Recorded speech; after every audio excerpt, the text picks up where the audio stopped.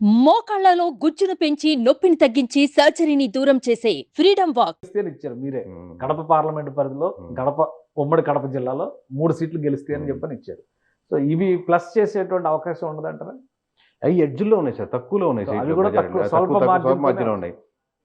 ఇంకోటి వైసీపీకి సంబంధించి హ్మ్. ప్రభుత్వ పాలసీల మేనిఫెస్టోనా ఏది ప్రజల్లో అంత వ్యతిరేకత తీసుకొచ్చింది అనుకుంటారు మీ లెక్క ప్రకారం? సార్ మీ ఎక్కువ కన్‌ఫ్యూజ్ అయిందండి జనాలు. ఇంత క్లీన్ స్వీప్ అయిపోద్దా వైఎస్ఆర్‌సీ? ఇక్కడ క్లీన్ స్వీప్ కాలేదు వైఎస్ఆర్‌సీపీ.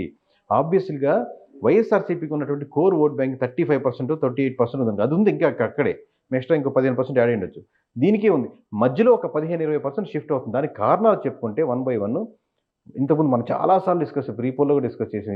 ఇదే ఫ్యాక్టరు, రోడ్లు, లిక్కరు, లేకపోతే ఉద్యోగం ఉన్నవాడు, ఉద్యోగం కోసం ఎదురు చూసేవాళ్ళు, లేకపోతే అమరావతి ఇష్యూ, లేకపోతే మీరు ఇక్కడ వైజాగ్‌లో క్యాపిటల్‌ని ఓన్ చేసుకోకుండా ఉన్నవాళ్ళు, లేకపోతే కడపలో ఉన్నటువంటి ఇష్యూ జరిగింది. ఇవన్నీ ఓవరాల్‌గా స్టేట్ ప్యాటర్న్‌లో ఎఫెక్ట్ ఇచ్చాయి. అలాగే మీరు అసెంబ్లీలో సీట్ సెలక్షన్స్ చాలామంది పార్లమెంట్‌లో స్ట్రాంగ్ క్యాండిడేట్ మీరు వదులుకొని అవతల వాళ్ళు దాన్ని అందిపుచ్చుకోవడం, అవతల సైడ్ కూటమి కట్టడం మెయిన్ ప్రధానంగా.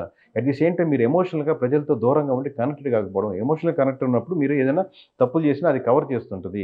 అలాగే మీరు కోవిడ్‌ని ఇంత 2 ఇయర్స్ చాలా ఇబ్బంది పడింది వైఎస్ఆర్‌సీపీ గవర్నమెంట్. కోవిడ్‌ని ఎక్కడ అడ్వర్టైజ్ చేసుకోవాలా మీరు కోవిడ్ సంగతి ఎక్కడైనా 2 ఇయర్స్ ఇబ్బంది పడ్డామని ఎక్కడైనా అడ్వర్టైజ్‌మెంట్‌లో ఉందా? అండ్ కోవిడ్‌లో కూడా మేము సమర్థంగా నిర్వహించామని కదా చెప్తున్నారు. చేయగలిగారు అనుకుందాం సార్. దాన్ని మీరు ఎక్కడ ఎలక్షన్స్ ఇంజనీరింగ్‌లో 2 ఇయర్స్ పాటు ఎవరయ్యా మీరు నిలబడింది అన్న ఎమోషన్ ఎక్కడ తీసుకెళ్లారు? ఓన్లీ వెల్ఫేర్ స్కీమ్స్ మీద డిపెండెంట్ ఎళ్లారు. ఓకే. సో అంటే ఓన్లీ వెల్ఫేర్ గురించి చెప్పారు కాబట్టి ఎమోషనల్ కనెక్ట్ మిస్ అయింది లాస్ట్ టైంతో పోలిస్తే వైఎస్ఆర్‌సీపీకి ఈసారి అంటారా మీరు? అదొక్క పాయింట్ కదా సార్. ఇవన్నీ జోడిస్తే ఆబ్వియస్‌గా ఇప్పుడు ఇంతకుముందు పవన్ కళ్యాణ్ గారికి ఓట్లేద్దామా వద్దనుకున్న వాళ్ళు కూడా ఇప్పుడు వైఎస్ఆర్‌సీపీ వాళ్ళు కూడా పవన్ కళ్యాణ్ మటుకు గెలవాలి ఈసారి అనుకున్న వాళ్ళే సెక్షన్ పెరిగిపోయింది. దాన్ని బట్టి మీరు ఆ ఓట్ బ్యాంక్ ఎంత పెరిగిందండి. మీరు మిథున్ రెడ్డి గారు ఆబ్వియస్‌గా గోదావరిలో కాన్సన్ట్రేట్ చేసి అక్కడ మీ నియోజకవర్గంలో కాన్సన్ట్రేట్ చేస్తారు వాళ్ళు. ఓకే. సో అంటే దీనివల్లనే కడప, రాజంపేట ఇవి కూడా ఓడిపోతాయి. అంతే కదా సార్. ఇప్పుడు ఎంతో కొంత సెక్షన్ కులపరంగా కావచ్చు, అభిమానులు కావచ్చు, మీకు రాజంపేట నియోజకవర్గంలో ఉన్నారు. మీరు మిథున్ రెడ్డి గారు అక్కడ కాన్సన్ట్రేట్ చేశారు. అంటే ఇక్కడ లేరని కాదు. మీరు టార్గెటెడ్ పవన్ కళ్యాణ్. సో మీకు ఇక్కడ పవన్ కళ్యాణ్ వాళ్ళు ఇక్కడ టార్గెట్ చేస్తున్నారు. ఓకే. ఎంతో కొంత శాతం. కానీ జనసేన పార్టీకి మీకు అక్కడ ఏమో సీట్లు కూడా లేవు కదా. రాయలసీమలో 2 సీట్లు జనసేన పార్టీ అంటే గెలుస్తుంది. బలిజ కమ్యూనిటీ ఉన్న ఊర్లు ఉంటాయి సార్. దాంట్లో 10:30, 5:30 ఉన్నారనుకోండి. నేను కమ్యూనిటీ పరంగా మాట్లాడదాం, పచ్చిగా ఆడ కిందకు వచ్చి మాట్లాడదాం. సో కమ్యూనిటీ వాళ్ళంతా నువ్వు కమ్యూనిటీ లీడర్‌ని అక్కడ నువ్వు టార్గెట్ చేస్తున్నప్పుడు ఈ కమ్యూనిటీ వాళ్ళు ఇంకో 20 మంది కన్విన్స్ చేసేందుకు ట్రై చేస్తారు కదా. ఓకే. సో అవి కలిసి వచ్చినాయి అంటారా? అడ్వాంటేజ్ ఏంది ఇప్పుడు ఎడ్జ్‌లు తీసుకున్నారు. కిరణ్ కుమార్ రెడ్డి మీద ఫుల్ వ్యతిరేకంగా ఉండే క్యాండిడేట్ అవైలబిలిటీ లేరు. ఇంతకుముందు మధ్యలో గ్యాప్ వచ్చింది. At the same time CM cadre పర్సనే కదా. సో ఆయనకి ఎడ్జ్ ఉండే ఆస్కారం ఆ స్టేచర్ అక్కడ కలిసి వస్తుంది. సో వైసీపీ గురించి మీరు చెప్పిన వాటిని ఓకే అంతవరకు కన్విన్స్ అవుదామా లేదా అది పక్కన పెడదాం చర్చ. 21 out of 21 జనసేన పార్టీకి ఏ విధంగా మీరు అంచనా వేస్తారు? అంటే సహజంగా సార్ 100% రిజల్ట్ అని పవన్ కళ్యాణ్ అడిగారు కాబట్టి మీరు ఇచ్చినట్టు ఉంది. నిజంగానే 100% రిజల్ట్ రావడానికి గ్రౌండ్ రియాలిటీ ఉందా? అంటే ఆయన అడిగారు కాబట్టి ఓట్లు వేయడం, ఇప్పుడు జగన్మోహన్ రెడ్డి గారు ఒక ఛాన్స్ అని అందరూ గెలిపించి అట్లా ఉండదు sir vote banking. Obviously 10 years నుంచి ఆయన కన్సిస్టెంట్గా ఉన్నారు కాబట్టి ఎంతో కొంత అడ్వాంటేజ్ అయింది. చెప్పాను కదా, కామన్ ఆడియన్స్ కూడా పవన్ కళ్యాణ్ గారికి వేద్దామని ఒక ఇంప్రెషన్తో తీసుకురాగలిగారు. బట్ మామూలుగా ఈ కూటమి కట్టడం, ఈ ఓట్ బ్యాంక్ నీటి ఇవ్వడం వల్ల పాలిటిక్స్గా జనరల్ ఓట్ బ్యాంక్ అబ్జర్వ్ చేయని వాళ్ళు సహజంగా అంటే కొంచెం డెప్త్కి వెళ్ళినా కానీ పాలకొండ గెలవదు, లేకపోతే హెచ్ఎల్ గెలవదు, లేకపోతే ఎస్సీ నియోజకవర్గం గెలవదు, లేకపోతే రైల్వే కోడూరు గెలవదు, లేకపోతే అరకు గెలవదు, ఇలా సహజంగా ఎస్సీ నియోజకవర్గాలు గెలవదు. షాకింగ్ ఫ్యాక్ట్ ఏంటంటే జనసేన పార్టీ తీసుకున్నటువంటి నియోజకవర్గాలు రిజర్వ్ నియోజకవర్గాలు ఎక్కువ ఉన్నాయి. 4-5 నియోజకవర్గాలు జనసేన పార్టీ తీసుకుంది. ఎందుకు తీసుకుంది అనేది వాళ్ళకి అండర్స్టాండింగ్ తీసుకొని ఉండొచ్చు. ఖచ్చితంగా వాటి మెజారిటీ స్థానాలు గెలవదనే తీసుకుంది సార్. గెలుస్తామని నమ్మకంతో తీసుకోలేదు. సో మీ ఫ్యాక్టర్ ఏంటి? ఏ రకంగా గెలుస్తుంది అని చెప్పి అంటే ఒకసారి స్టార్టింగ్ ఇనిషియల్గా అలాగే ఉంది సార్ మామూలుగా. కాకపోతే ఆ క్యాండిడేట్స్ టర్న్ చేసుకున్నారని నేను అంటలేదు. ఓవరాల్గా ఈ క్యాండిడేట్ భలే తిరిగారు. మాధవి గారు బాగా తిరిగేశారు, విజయ్ ఆయన బాగా తిరిగేశారు, రైల్వే కోడూరు ఆయన భలే తిరిగి వాళ్ళు యాడ్ ఆన్ అయ్యారు. బట్ మోస్ట్లీ వైఎస్ఆర్సీపీ నుంచి ఇటు టర్న్ అయిన ఓట్ బ్యాంకింగ్, కూటమి వైపు టర్న్ అయిన ఓట్ బ్యాంకింగ్, మీకు బీజేపీ గెలుస్తుందని ఎంతో కొంత సీట్లు అసలు బీజేపీకి ఓట్ బ్యాంకింగ్ లేదు కదా. బీజేపీ ఎలా గెలుస్తుందంటే మీకు ఆబ్వియస్గా కూటమి వైపు ఉన్న ఓట్ బ్యాంకింగ్ బీజేపీకి యాడ్ అవుద్ది. బీజేపీకి ఉన్న ఓట్ బ్యాంకింగ్తో బీజేపీ గెలవట్లేదు కదా. సో అట్లాగే ఈ ఎస్సీ ఎస్టీ నియోజకవర్గాల్లో కూటమి ఫ్యాక్టర్ సింబల్ ఎత్తుక్కొని మరి ఎక్కడుంది వెతుక్కొని మరి ఓటేస్తారు సార్. అది సైకిల్ అయినా, గ్లాస్ అయినా, కమలం అయినా. కానీ అదే ఇక్కడ కన్ఫ్యూజన్ ఏంటంటే కూటమిలో ఫస్ట్ గ్రాస్ రూట్ లెవెల్లో కనెక్టివిటీ సరిగా లేదు అనేది, రెండోది ఓటేసేటప్పుడు సింబల్ విషయంలో కన్ఫ్యూజన్ ఉన్నది, తర్వాత లోక్సభకు ఓటేయడం ఒకటి, అసెంబ్లీకి ఓటేయడం ఒకటి, రెండు గుర్తులు వచ్చిన చోట్ల అంతా కన్ఫ్యూజన్ వచ్చిందని చాలా మంది వృద్ధులు కానీ, నిరక్షరాస్యులు కానీ కిందకి పైన కింద ప్రెస్ చేసి ఉంటారనేటువంటి అనుమానాలు ఇవన్నీ ఉన్నాయి. ఉంటాయి సార్. సో వీటన్నిటిని ఓవర్కమ్ చేసి 21 సీట్లలో జనసేన గెలుస్తుందని మీరు నమ్ముతున్నారు? జనసేన గెలిచే ఇంకా మీకు చెప్పాలంటే షాకింగ్ సార్, జనసేన గెలిచే సీట్లో 15 సీట్ల పైన 20,000 పైన మెజారిటీలు ఉంటాయి సార్. 20,000 పైన 15 సీట్ల వరకు అంటే కేవలం ఒక 6 సీట్లలో మాత్రమే 6 సీట్లు టైట్ ఎడ్జ్లు మామూలుగా గెలిచేదానికి ఆస్కారం ఉంటుంది. లెట్స్ మన మిస్టేక్ అయినా కానీ 18 కింద దిగదు. 18 అంటే ప్రజారాజ్యం నంబర్ని దాటేస్తున్నట్టు లెక్క. అంటే ఇప్పుడు మీరు ఇంకొక మాట కూడా చెప్పారు, మీరు ఆ ప్రజెంటేషన్ ఇచ్చేటప్పుడు ప్రధాన ప్రతిపక్ష హోదాని జనసేన పార్టీ తీసుకునే స్కోప్ ఉంది అంటున్నారు. 100% సార్. ఇప్పుడు మీరు 14 పడిపోయింది, మనం చెప్పిన ఫిగర్ యాజ్ టీజ్గా రిఫ్లెక్ట్ అయింది అనుకోండి, +−5 కాకుండా అలా వచ్చింది అనుకోండి స్టిల్ స్టాండ్, అంటే అవకాశం ఉంటుంది ఆబ్వియస్గా. +−5 170 నియోజకవర్గాల్లో ఒక అటు ఇటు 4 ఓట్లు. అలా కాకుండా మీరు 14కే వచ్చింది అనుకోండి, 18 రాలేదనుకోండి, ఆబ్వియస్గా ఏంటి ప్రతిపక్ష హోదా లేనట్టే కదా. ఇది 21కి వస్తున్నాను, ఇది 18 guarantee sir. Janasena 18 guarantee. Worst case చెప్పండి అని అడిగారు అనుకోండి, 18 గ్యారంటీ, దాంట్లో విషయం. వరస్ట్ మీరు జనసేన 18 వస్తాయి అంటారు. 3 సీట్లు మాత్రం కొంత మీరు ఇప్పుడు ఇందాక చెప్పింది సింగిల్ నెంబర్, అట్లా కాకుండా ఇంకొంచెం సేఫ్ జోన్ తగ్గించామని చెప్పండి. ఇప్పుడు కొసర అడుగుతారు కదా, ఇది కూడా యాడ్ చేయండి, ఇది కూడా కొసర అడిగారు అనుకోండి, ఇంకేమైనా యాడ్ చేసి తగ్గిస్తారు అంటే ఇప్పుడు తగ్గించడితే 18 తగ్గదు. 18 జనసేన పార్టీ తగ్గదు. లోక్సభ సీట్ల విషయంలో ఏంటి మీరు అది కూడా? లోక్సభలో కూడా సార్ 23 తగ్గదు. ఆ 2 సీట్లు టైట్, ఎడ్జ్ టువర్డ్స్ వైసీపీ కూటమి వైపు ఉన్నాయి. 23 తగ్గదు. సో అంటే మినిమం నెంబర్లు చెప్పుకుంటా ఉన్నాడు. అలాగే ఒకవేళ మినిమం మాక్సిమం నంబర్స్ ఇవ్వాలంటే 23 నుంచి 25 ఇట్లా చెప్తారు. మా ముందు ఈ నెంబర్లే. కానీ మీరు టాప్ ప్రయారిటీ, మీరు ఇప్పుడు ఏ నంబర్స్ చెప్పారో ఆ నంబర్స్ టాప్ ప్రయారిటీ. 100% ఇదే స్టాండ్ తీసుకున్నాం. మీరు అడిగితే ఇది ఇంకొంచెం తగ్గించి ఎంత చెప్పగలుగుతారు, మీ మినిమం లీస్ట్ ఎంత అంటే అది. సో పవన్ కళ్యాణ్ మెజారిటీ మీదే ఎక్కువ చర్చ జరుగుతుంది. అలాంటప్పుడు అన్ని చోట్ల ముఖ్యంగా ఉత్తరాంధ్ర ప్రాంతంలో వాళ్ళు తీసుకున్నటువంటి నియోజకవర్గాల్లో గెలుపు కష్టం అనేటువంటి చర్చ ఉంది. సో అట్లాంటి ఇనిషియల్ గా అలాంటివి ఇప్పుడు నెల్లిమర్లో కష్టంగానే ఉండింది, శ్రీకాకుళంలో మాకు పాలకొండ కానీ ఇవన్నీ కష్టంగానే ఉన్నాయి, హెచ్ఆర్లో వాళ్ళకి కానీ కష్టంగా ఉన్నది టీడీపీకి, ఇవన్నీ బీజేపీకి. ఇవన్నీ పోను ఆ ఫ్యాక్టర్స్ మీకు పోస్ట్ పోల్ చేశాక చాలా క్లియర్ కట్ కనపడుతుంది అనమాట. ఓవరాల్ ఇంతకుముందు ప్రీపోల్లో మీకు శ్రీకాకుళం మనం డిస్కస్ చేసాం, టఫ్ ఫైట్లు ఉన్నాయి, విజయనగరంలో 3 టఫ్ ఫైట్లు ఉన్నాయని చెప్పి. ఇప్పుడు మరి 3 నుంచి ఎందుకు క్లీన్ స్వీప్ వెళ్ళింది? మరి చీపురుపల్లి కూడా ఉంది కదా టఫ్ ఫైట్లు, అవన్నీ ఎడ్జ్లు క్లియర్ అయిపోయినాయి పోస్ట్ పోల్ కాబట్టి. ఆ పోస్ట్ పోల్ క్లీన్ స్వీప్స్ గురించి నేను మళ్ళీ మాట్లాడతాను. కానీ జనసేనకు సంబంధించి సరే 21 చెప్పారు. బీజేపీ లెక్క కూడా ఒకసారి క్లారిటీ, 7 సీట్లు గెలుస్తుంది, 10 చోట్ల పోటీ చేసింది, 7 పోయే 3 సీట్లు ఏవి? సో మనం బీజేపీ కన్ఫర్మ్ సీట్స్ చెప్పినాయి సార్. హెచ్ఎర్ల, Visakha north, Anaparthi, Kaikaluru, Vijayawada west, Jammalamadugu, Dharmavaram sir. 7 సీట్లు. అంటే బీజేపీకి లోకల్గా ఉన్నటువంటి ఓట్ పర్సంటేజ్ కానీ అలానే వ్యతిరేకత ఉంది. కేంద్రంలో 10 ఏళ్ళు బీజేపీనే ఉన్నా కానీ ఇక్కడ ఆంధ్రప్రదేశ్ని ఆదుకోవడంలో విఫలమైంది అనేది ఒకటి. రెండవది ముఖ్యంగా మైనారిటీ వర్గాలు బీజేపీ చేరిక వల్ల బాగా డిస్టర్బ్ అయినాయి అనే చర్చ ఎక్కువ నడుస్తుంది. అయినా 7 సీట్లు గెలుస్తుంది అనేది కాన్ఫిడెంట్ గా చెప్పొచ్చు. ఇక్కడ ఓటింగ్ అంటే సార్ మామూలుగా సింబల్ ఓట్ బ్యాంకింగ్ జరగలేదు సార్, మామూలుగా కూటమి ఓట్ బ్యాంకింగ్ జరిగింది. కూటమికి వేద్దామా వద్దనుకో జరిగింది. మీరు చెప్పిన ఫ్యాక్టర్స్ 100% యాక్సెప్టెడ్. ఖచ్చితంగా బీజేపీ జాయిన్ అవడం వల్ల కూటమి వైపు ఉన్నటువంటి కొద్ది గొప్ప మైనారిటీ అంటే 20% వచ్చు, 30% వచ్చు, ఆ మైనారిటీ సెక్షన్ కూడా కొంచెం తగ్గిన మాట వాస్తవం. బట్ అది తగ్గింది. జగన్మోహన్ రెడ్డి ఇందాక ఫ్యాక్టర్స్ చాలా డిస్కస్ చేసుకుని ఆ వ్యతిరేకతను కవర్ చేసి దాన్ని డామినేట్ చేసి అంతే ఆబ్వియస్గా గెలిచిండేది కాదు. ఓకే. సో ఆబ్వియస్గా అది 2-3% తగ్గినప్పుడు ఇది 10% ఆల్రెడీ బాగుంటున్నప్పుడు వీళ్ళు 7% అడ్వాంటేజ్తో ఉన్నారు కదా. ఓకే. సో ఇంకొకటి ఇక్కడ ఎక్కువ అబ్జర్వేషన్స్లో వచ్చింది ఏంటంటే కూటమిలో గ్రౌండ్ లెవెల్లో లీడర్షిప్ కనెక్టివిటీ సరిగా లేదు, ఓట్ ట్రాన్స్ఫర్ సరిగా జరగలేదు, అభ్యర్థుల ఎంపిక సరిగా జరగలేదు. అలానే కూటమిలో ముఖ్యంగా జనసేన, బీజేపీ, టీడీపీ నాయకుల్లో ఉన్నటువంటి అసంతృప్తి, తిరుగుబాటు ఇవన్నీ కూడా నెగిటివ్ ఫ్యాక్టర్స్ అయినాయి అన్నారు. మీ సర్వేలో అటువంటి ఇనిషియల్గా మనకు 70-30, 80-20, 90-10, 95 ఇది సార్ మామూలు ఓట్ బ్యాంక్ జనసేన నుంచి మూవ్ అవుతున్నాము. అంటే ఇనిషియల్గా 70-30 అలా కనపడింది. ఫస్ట్లో అయితే ఇంకా 50-50 చాలామంది అంటే వేరే ఉత్తరాంధ్ర ఉభయ గోదావరి జిల్లాలు పక్కన పెడితే మిగతా 50-50 వేస్తారు. కానీ ఎలక్షన్స్ దగ్గరికి వచ్చేసరికి ఆ 1 మంత్ దాంట్లో ఎక్కువ కనెక్ట్ అయ్యారు.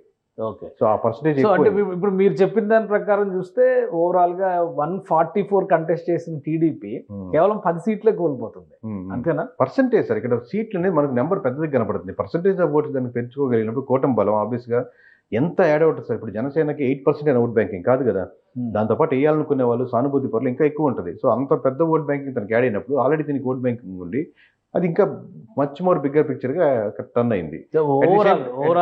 ఓవరాల్ గా చూసినప్పుడు 144 సీట్లలో కేవలం 10 సీట్లు కోల్పోవడం అంటే జస్ట్ ఒక 5-6% లాస్ అంతే.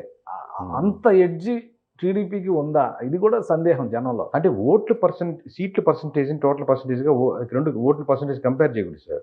సీట్లలో వచ్చింది కదా అని చెప్పి ఇప్పుడు 144 పోటీ చేస్తే 133 ఉంటే 90% వాళ్ళకి వేసాను కాదు. ఇక్కడ 35% ఓట్ బ్యాంకింగ్ వీళ్ళకి ఉంది. బట్ అక్కడ అంటే ఇప్పుడు మీరు చెప్పేది ఏంటి, మీరు ఇచ్చినటువంటి క్లారిటీ ప్రకారం ఓవరాల్ ఓట్ షేర్ అనేటువంటి క్యాలిక్యులేషన్ తీసుకుంటే మీ లెక్క ప్రకారం కూటమికి ఎంత ఉంటుంది, వైసీపీకి 38% వైఎస్ఆర్సీపీకి ఉండొచ్చు సార్. 58% అంటే ఆల్మోస్ట్ 20% వరకు డిఫరెన్స్. ఈ 15% దాటినప్పుడు ఈ డిఫరెన్స్ వస్తుంది సార్. ఇంత డిఫరెన్స్ ఎందుకు వస్తాయంటే 15% దాటుతుంది కనపడుతుంది కాబట్టి. సో అంత ఉందా అంత, ఎందుకంటే చాలా సర్వేల్లో మాక్సిమం 2 to 4% డిఫరెన్స్, ఒక 10% మామూలుగా అసలు ఎలక్షన్స్ ఏమీ తిరగకుండా, అసలు ఎక్కడ ఎలక్షన్ ఇంజనీరింగ్ చేయకుండా, క్యాండిడేట్ మీద పెద్ద వర్క్ చేయకుండా కేవలం కూటమి వీళ్ళు పరిగితేనే ఒక 2% డిఫరెన్స్ యాడ్ అవుతుంది కదా సార్. ఇంత ఖర్చులు ఏం అవసరం, జస్ట్ అంటే జనసేన టీడీపీ యాడ్ అయితేనే ఒక 2% ఇంత పెరుగుద్ది కదా. అంటే కానీ అది అంత ఈజీగా జరగదు కదా. అదే ఏమీ చేయలేదు, అందుకే జస్ట్ ఇద్దరు కలిపి పోటీ చేస్తున్నాం, క్యాండిడేట్ ప్రకటించాం, వేవ్ ఓట్ బ్యాంకింగ్ ఇంత కాకుండా బీజేపీ ఏం లేకుండా జగన్ మీద అగెనిస్ట్ కూడా లేకుండా కేవలం కలిస్తేనే ఓట్ బ్యాంక్ 2% పెరుగుద్ది. సో మీ లెక్క ప్రకారం లాస్ట్ టైం జరిగినటువంటి ఫ్యాక్టర్స్, లాస్ట్ టైం ఏంటంటే 4 ముక్కలుగా పోటీ చేశారు. అటు బీజేపీ వేరుగా పోటీ చేసింది, కాంగ్రెస్ వేరుగా పోటీ చేసింది, అలానే జనసేన లెఫ్ట్ పార్టీస్ బీఎస్పీ కలిసి ఒక కూటమిగా పోటీ చేసింది, టీడీపీ ఒకవైపు పోటీ చేసింది, వైసీపీ ఒకవైపు పోటీ చేసింది. కానీ ఇన్ని చీలికలు ఉన్నాయి కాబట్టి లాస్ట్ టైము ఒక చీలిక ఎక్కువ ఉండడం వల్ల కన్సాలిడేట్ అవడంలో కొంత ప్రాబ్లం అయిందని. ఇప్పుడు 2 వర్గాలుగానే బరిలో దిగినటువంటి పరిస్థితి ఉంది. దీనివల్ల అడ్వాంటేజ్ ఎక్కువ జరిగింది అంటారా? ఎందుకంటే మీరు చెప్పిన పర్సంటేజ్ చాలా పెద్ద పర్సంటేజ్ అవుతుంది. 38 ప్లస్ 40 అనుకుందాం, వాళ్ళకి దగ్గర 55 వచ్చింది అనుకోండి సార్. మామూలుగా 15%. అంటే 15% వేరే 15 తగ్గదు సార్. తగ్గదు 15% అనేది మీరు ఇందా చెప్పారు. ప్రతి ఒక్కటి ఎక్స్ట్రీమ్ అడుగుతున్నారు కదా మీరు, మినిమం 15 తగ్గదు, 10కి తగ్గకుండా ఉండదు, అంటే 10 పైన పెరగకుండా ఉండదు. సో అంత పర్సంటేజ్ ఉంది కాబట్టి 6 జిల్లాలు క్లీన్ స్వీప్లు ఇచ్చారు. లాస్ట్ టైం 151 సీట్లు గెలుచుకున్నటువంటి వైఎస్ఆర్సీపీ ఓవరాల్ గా క్లీన్ స్వీప్ చేసిన జిల్లాలు 4 మాత్రమే. అటు విజయనగరం జిల్లా, నెల్లూరు జిల్లా, కడప, కర్నూలు జిల్లాలు. బట్ ఇక్కడ మీరు 6 జిల్లాలు ఇచ్చారు. శ్రీకాకుళం, విజయనగరం ఒక కంచుకోట అని చెప్పి అందరూ అంటున్నారు. విజయనగరం కూడా స్వీప్ అయిపోతుంది. జిల్లా కంచుకోట ఉండదు సార్. పోయినసారి 9 గెలుచుకుందని ఇంకెప్పటికీ 9 ఉండదు. చిన్న ఫ్యాక్టర్, చిన్న ఇష్యూస్ మారితే ఆబ్వియస్గా 15% ఆడ మార్చుకుంటే ఆబ్వియస్గా చాలా డిఫరెన్స్ కనబడుతుంది. ఇప్పుడు చీపురుపల్లిలో అంటే బొత్స గారు కొంచెం డిఫెండ్ చేయొచ్చు, అది ఎడ్ జిల్లా తీసుకురావచ్చు, గెలవచ్చు, ఓడచ్చు, అది వేరే విషయం. అట్లా ఫ్యాక్టర్స్ ఓవరాల్ గా మన ఓటు బ్యాంకింగ్ మనకు జిల్లా కనపడుతుంది. మన జిల్లాలో వాళ్ళు ఎట్ట ఓటు వేయాలంటే జిల్లా వాళ్ళంతా కూర్చొని మాట్లాడుకోరు. ఏ నియోజకవర్గానికి ఆ నియోజకవర్గం ఒకటి ఇండివిజువల్ అనమాట. వై నాట్ 175 ప్రతి నియోజకవర్గం కొడదాం అంటే వర్క్ చేసినప్పుడు ప్రతి నియోజకవర్గం ఇండివిజువల్ వర్క్ చేస్తారు. 175 ఒక ప్యాటర్న్ ఉండదు కదా. సో ఇండివిజువల్ గా ఒక కాన్సన్ట్రేట్ చేస్తారు. అది ఎమ్మెల్యేకి వచ్చినప్పుడు ఓవరాల్ గా ఇండివిజువల్ నియోజకవర్గం మీద ఏం కాన్సన్ట్రేట్ చేస్తారని ఆధారపడుతుంది. ఓకే, కానీ నేను అనేది ఏంటంటే నిజంగా స్వీప్ అనేటువంటి వేవ్ కనుక కనిపించుంటే, ఇప్పుడు ఒకవైపు నుంచి వేవ్ లేదు అంటున్నారు, కానీ ఇంత స్వీప్ నేను ఇప్పటికీ సార్ 14 నియోజకవర్గాలు చెప్పినప్పటికీ డే 1 నుంచి ఇప్పుడు చెప్తున్నాను, జగన్మోహన్ రెడ్డి గెలవాలని, చంద్రబాబు నాయుడు గెలవాలని, గెలవాలి లేదు. ఇప్పటికీ వేవ్ లేదు. 14 చెప్పినప్పుడు కూడా వేవ్ అంటున్నాం. వేవ్ అంటే ఏంటంటే కంప్లీట్గా ఎక్కువ మంది 15-20% మంది చంద్రబాబు గెలవాలని, లేదా ఎక్కువ శాతం జగన్మోహన్ రెడ్డి గెలవాలంటే వేవ్ ఉంటుంది.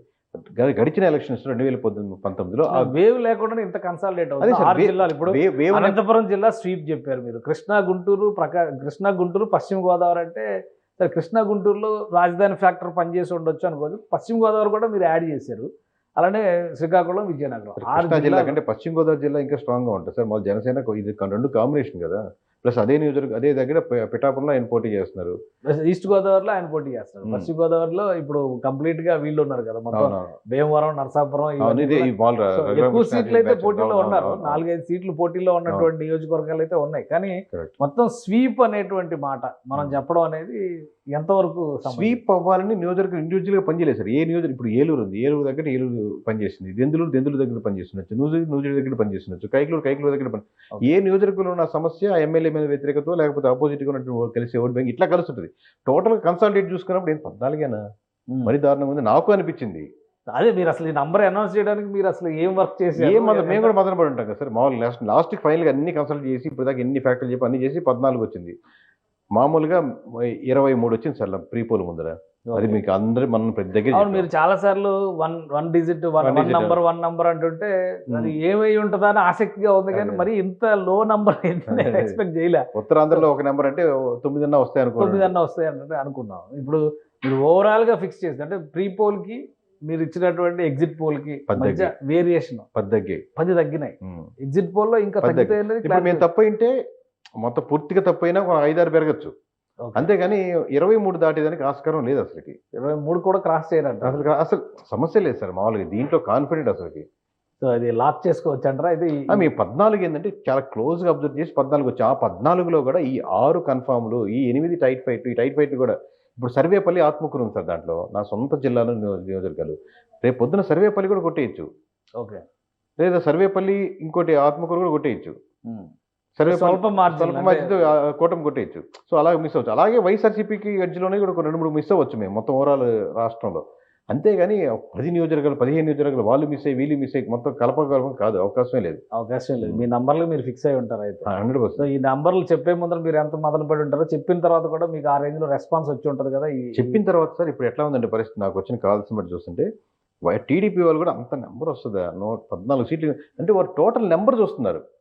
ఓవరాల్గా 151 నుంచి 14 ఎలా పోతుందని. ఓకే, అంటే ఎవరో చెప్పినట్టు 7 బీజేపీకి, 7 14 వైఎస్ఆర్సీపీకి, 7 21 జనసేనకి, 133 అది కూడా కలుపుకుంటే 7. ఓకే, మీరు 7తో ఏమైనా 7తో లింక్ అయినాయి అంటున్నారు. అట్లాగా ఇవన్నీ ఇప్పుడు 7 ఆల్రెడీ దీని మీద ట్రోలింగ్ స్టార్ట్ అయింది. 7 ఎక్కువ రావాలని లేదు అనుకోం కదా. వచ్చిన నెంబర్కి ఎవరిని అబ్జర్వ్ చేస్తే అది వస్తుంది. ఓకే, సో ఫైనల్ గా మీరు ఇచ్చేటువంటి నంబర్స్, ఇది ఫైనల్ ఎగ్జిట్ పోల్ రిపోర్ట్.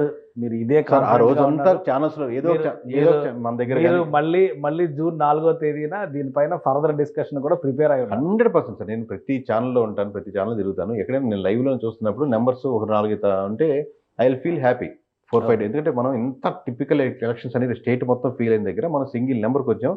ఒక 4-5 నియోజకవర్గాలు తేడాతో మనం పర్ఫెక్ట్ గా చెప్పగలిగారు. 4-5 నియోజకవర్గాలు జనసేన 4 అప్పుడు ఎక్కువ అయిపోద్ది. అలా కాదు, అక్కడ 2-3 133 చెప్పిన తర్వాత 4-5 వైఎస్ఆర్సీపీ అట్లాగా ఓవరాల్ గా పర్సెంటేజ్ 95-98%. అలాగే మీరు గతంలో చేసిన సర్వే పైన ఉన్నటువంటి అంచనాలకి అనుగుణంగానే మనం అది ఎక్స్పీరియన్స్ తో వచ్చిన నమ్మకం సార్. ఇప్పుడు కాన్ఫిడెన్స్ అనేది ఎక్స్పీరియన్స్ తో వచ్చింది. ఇది ఓవర్ కాన్ఫిడెంట్ గా సింగిల్ నెంబర్కి వెళ్ళలేదు. ఎక్స్పీరియన్స్ తో ఇంకొంచెం బెటర్ గా పర్ఫామ్ చేస్తాం. ఇప్పుడు మీరు మాట్లాడేది కూడా ఇంకొంచెం రేపొద్దున ఇంకొంచెం బెటర్గా మాట్లాడాలని ఎలా చేసుకుంటారు. బెటర్మెంట్ కోసం వెళ్ళింది కానీ మనం ఏదో పబ్లిసిటీ కోసం వైరల్ అవ్వాలని ఇది ఇంత బాంబు వెళ్తుందని నేను ఊహించలేదు. ఎందుకంటే బయట సర్వేలు ఏమి ఇస్తాయి నాకు తెలియదు కదా. ఇప్పుడు నేను సర్వే స్టార్ట్ చేసి మనం ఎక్కేసాం సార్ డయాస్. అప్పుడు దాకా బయట సర్వేస్ ఏమి ఇస్తున్నాయి కూడా నాకు తెలియదు. ఓకే, బయటకు వచ్చాక ఏంద్ర ఈ సర్వీస్ అన్ని అంత ఎక్స్ట్రీమ్గా అవతల వైపు ఇచ్చాయని ఇప్పుడు చెప్తుంటే నేను వింటున్నాను.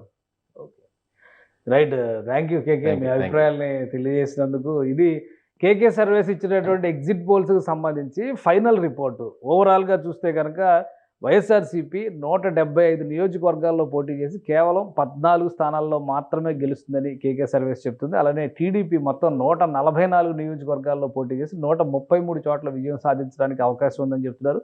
21కి 21తో 100% రిజల్ట్ జనసేన పార్టీ కొట్టబోతోందని కేకే చెప్తున్నారు. ఇక బీజేపీ కూడా అపారంగా పుంజుకుంటుంది. 7 చోట్ల అసెంబ్లీ స్థానాల్లో 10కి పోటీ చేసింది, 7 చోట్ల గెలిచేటువంటి అవకాశం ఉందంటారు.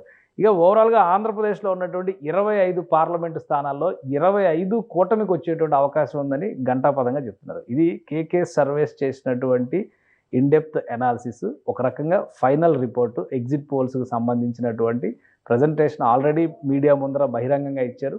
దానికి సంబంధించినటువంటి క్లారిఫికేషన్స్ మనం సుమన్ టీవీలో వివిధ సందర్భాల్లో ఈ సర్వేస్ని ప్రజెంట్ చేశాం కాబట్టి దానికి సంబంధించిన క్లారిఫికేషన్స్ ఇక్కడ షేర్ చేసుకున్నారు. ఇక యాక్చువల్ రిజల్ట్స్ చూడాలంటే జూన్ 4వ తేదీ వరకు ఆగాల్సిందే. జూన్ 4వ తేదీన ఈ రిజల్ట్కి భిన్నంగా కనుక, అంటే కేకే సర్వేస్ ఇచ్చినటువంటి ఎగ్జిట్ పోల్కి భిన్నంగా కనుక వస్తే తను ఎలాంటి పరిణామాలకైనా సిద్ధంగా ఉన్నానని కేకే చెప్తున్నారు.